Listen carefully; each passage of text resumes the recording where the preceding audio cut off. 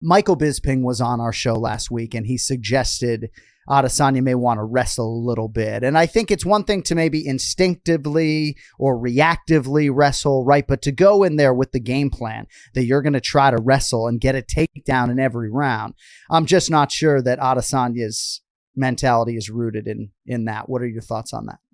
Yeah, and I also agree with Ray in that is something that could be very energy intensive for someone who has primarily been a striker, right? I definitely think he will integrate that and should integrate that.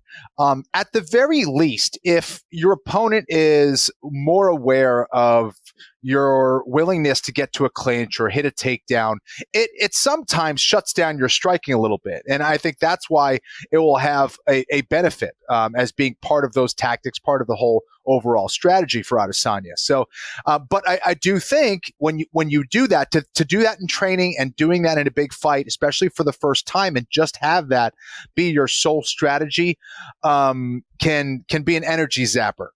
So I think Adesanya has to manage that extremely well if he is going to have that as one of his, or maybe his primary game plan. I don't think that's the case. I agree with you.